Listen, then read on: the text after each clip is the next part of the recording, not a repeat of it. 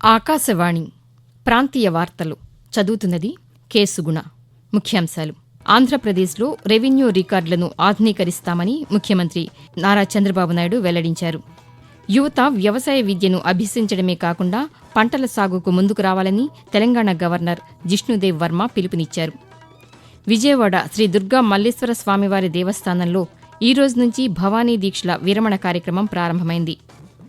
తెలంగాణలో భూ సమస్యల పరిష్కారానికే భూభారతి బిల్లును ప్రభుత్వం తీసుకువచ్చిందని ముఖ్యమంత్రి రేవంత్ రెడ్డి తెలిపారు. ఈరోజు తొలి అంతర్జాతీయ ధ్యాన దినోత్సవాన్ని నిర్వహిస్తున్నారు. ఇక వార్తల వివరాలు.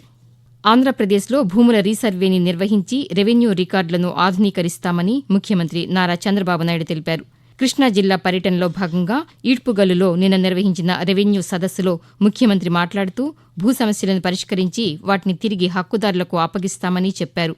భూ సమస్యల పరిష్కారం కోసమే రెవెన్యూ సదస్సులను నిర్వహిస్తున్నామని చంద్రబాబు నాయుడు తెలుపుతూ, ఎన్నో సంవత్సరాలుగా పెండింగ్ లో ఉన్న సమస్యల్ని ఈ రెవెన్యూ సదస్సుల ద్వారా పరిష్కారం చేసి మీ ఆస్తి మీకిచ్చే బాధ్యత మాది. కొత్తగా ఒక చట్టాన్ని తీసుకొచ్చాం, ల్యాండ్ గ్రాబింగ్ యాక్ట్ 2024. ఎవరైనా సరే వేరే వాళ్ళ భూములు కొట్టేస్తే కబ్జా చేస్తే అలాంటి వారిపైన చాలా కఠినంగా ఉంటాం. 6 సంవత్సరాల నుంచి 10 సంవత్సరాల వరకు జైల్లో పెట్టే అధికారం ఇచ్చాం. ఒకసారి ఎవరైనా సరే తప్పు చేస్తే వాళ్ళకు పీడీ యాక్ట్ కింద జైలు పంపించే హక్కు ఈ చట్టం కింద తీసుకొచ్చాం.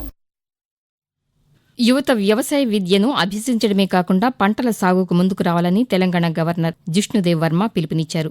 హైదరాబాద్ రాజేంద్రనగర్లోని తెలంగాణ వ్యవసాయ విశ్వవిద్యాలయ వజ్రోత్సవ వేడుకల్లో ముఖ్య అతిథిగా గవర్నర్ పాల్గొన్నారు. ఈ సందర్భంగా జిష్ణుదేవ్ వర్మ మాట్లాడుతూ కృత్రిమ మేధ, రోబోటిక్స్ వంటి అధునాతన పరిజ్ఞానాన్ని వ్యవసాయ రంగంలో విస్తృతంగా వినియోగించాలన్నారు. వ్యవసాయ రంగానికి ఉజ్వల భవిష్యత్తు ఉందని, వాతావరణ మార్పులు వంటి సవాళ్లను ఎదుర్కొంటూ ముందడుగు వేసేలా ప్రతి ఒక్కరూ కృషి చేయాలని గవర్నర్ సూచించారు. విజయవాడ శ్రీ దుర్గా మల్లేశ్వర స్వామివారి దేవస్థానంలో ఈ రోజు నుంచి భవానీ దీక్షల విరమణ కార్యక్రమం ప్రారంభమైంది. తెలుగు రాష్ట్రాలతో పాటు కర్ణాటక, తమిళనాడు నుంచి లక్షలాదిగా అమ్మవారికి ఇరుముడి సమర్పించి మాల విరమించనున్నారు. దీంతో భక్తులకు ఎలాంటి ఇబ్బందులు తలెత్తకుండా ఆంధ్రప్రదేశ్ ప్రభుత్వం ప్రత్యేక ఏర్పాట్లు చేసింది. భవానీ దీక్ష 2024 పేరుతో ప్రత్యేక యాప్ను దేవాదాయ శాఖ ఇప్పటికే ఆవిష్కరించింది. ఈ 5 రోజుల పాటు అన్ని క్యూలైన్ల ద్వారా భక్తులు ఉచితంగానే అమ్మవారి దర్శనం చేసుకోవచ్చని, అలాగే అంతరాలయ దర్శనాలను సైతం రద్దు చేశామని ఆలయ అధికారులు తెలిపారు. దీక్షల విరమణ కార్యక్రమం ఈ నెల 25వ తేదీ వరకు కొనసాగుతుంది.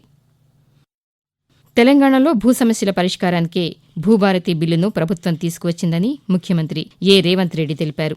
శాసనసభ సమావేశాల్లో భాగంగా భూభారతి బిల్లుపై జరిగిన చర్చలో ముఖ్యమంత్రి మాట్లాడారు.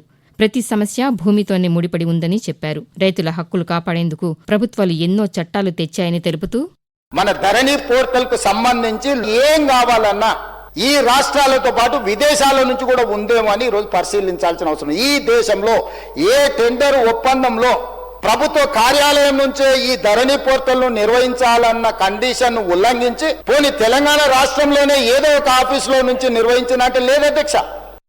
కాగా ముఖ్యమంత్రి ప్రసంగం అనంతరం భూభారతి బిల్లుకు తెలంగాణ శాసనసభ ఆమోదం తెలిపింది. ఆంధ్రప్రదేశ్లోని పోలీసు, జైళ్లు, న్యాయశాఖలోని ఉద్యోగాల ఖాళీలను భర్తీ చేసేందుకు చర్యలు తీసుకుంటామని హోంశాఖ మంత్రి వంగలపూడి అనిత తెలిపారు. అమరావతిలోని రాష్ట్ర సచివాలయంలో న్యాయశాఖ మంత్రి ఎన్ఎండి ఫారూక్తో కలిసి ఫాస్ట్ ట్రాక్ ప్రత్యేక కోర్టులో ఉన్న కేసులు, వాటి పనితీరు, పురోగతిపై మంత్రి నిన్న సమీక్ష నిర్వహించారు. ఈ సందర్భంగా ఆమె మాట్లాడుతూ అన్ని శాఖలు సమర్థంగా పనిచేసేందుకు ప్రభుత్వం ప్రాధాన్యమిస్తోందని చెప్పారు. ప్రత్యేక ఫాస్ట్ ట్రాక్ న్యాయస్థానాల్లో మహిళలకు సత్వర న్యాయం అందించేలా వ్యవస్థలను మరింత పటిష్టం చేస్తామని చెప్పారు. తక్కువ వ్యయంతో వేగంగా న్యాయం అందించడమే ప్రభుత్వ లక్ష్యమని మంత్రి తెలిపారు.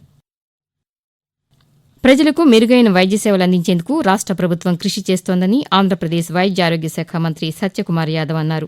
గుంటూరు జిల్లా తాడేపల్లిలో ఓ స్వచ్ఛంద సంస్థ ఏర్పాటు చేసిన ఉచిత వైద్య శిబిరం ముగింపు సమావేశంలో మంత్రి మాట్లాడుతూ రాష్ట్ర బడ్జెట్లో విద్యతో పాటు వైద్యానికి సమానంగా నిధులు కేటాయించామని అన్నారు. గ్రామీణ ప్రాంతాల్లోని ప్రజలకు నూతన సాంకేతికత ద్వారా వైద్య సేవలు అందించేలా చర్యలు చేపడుతున్నామని మంత్రి పేర్కొన్నారు.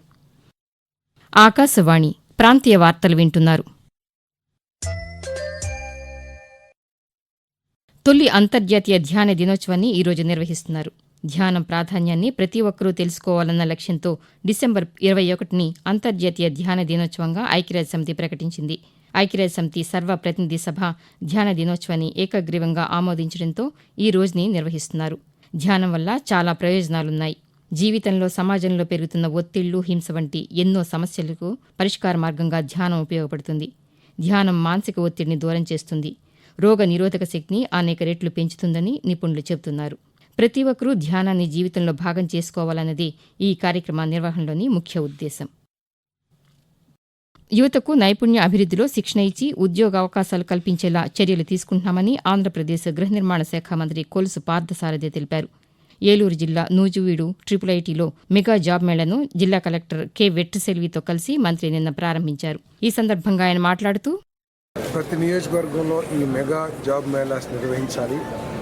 మన హ్యూమన్ రిసోర్సెస్కి, ఇండస్ట్రీ రిక్వైర్మెంట్కి ఒక బ్రిడ్జ్గా ఏర్పడి మన రాష్ట్రంలో ఉన్న యువకులకి ఉపాధి అవకాశాలు, ఉద్యోగ అవకాశాలు కల్పించాలనే లక్ష్యంతో ఈ ప్రభుత్వం పనిచేస్తుంది. దాంట్లో భాగంగానే నూజివీడులో మెగా జాబ్ మేళా నిర్వహించాలని చెప్పేసి మనం చేస్తాం.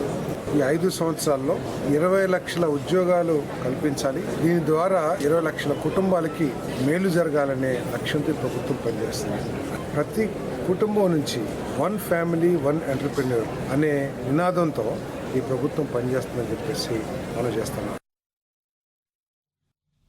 తెలంగాణలోని 194 ఆదర్శ పాఠశాలల్లో 6 నుంచి 10వ తరగతుల్లో ప్రవేశాలకు జనవరి 6 నుంచి ఫిబ్రవరి 28వ తేదీ వరకు దరఖాస్తులు స్వీకరించనున్నట్లు పాఠశాల విద్యాశాఖ తెలిపింది. ఈ మేరకు షెడ్యూల్ను విడుదల చేసింది.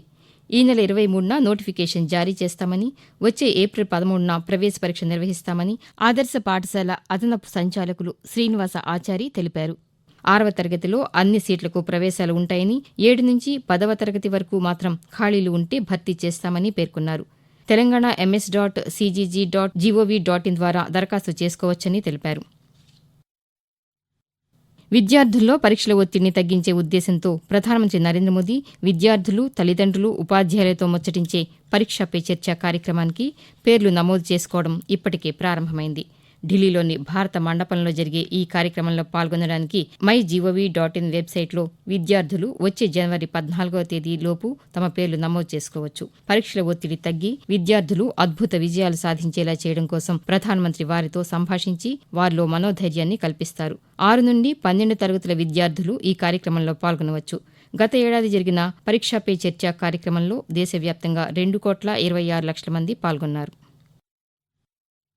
వారం వారం ప్రపంచవ్యాప్తంగా జరిగిన వార్తల విశేషాలు, వివిధ అంశాల సమాచారంతో అంతర్జాతీయ విషయాలన్నింటినీ తెలుగులో అందించేందుకు ఆకాశవాణి విశాఖపట్నం ప్రాంతీయ వార్తా విభాగం రూపొందించిన వసుధైక కుటుంబం ప్రత్యేక కార్యక్రమం ఈ ఉదయం 10 గంటలకు ప్రసారమవుతుంది.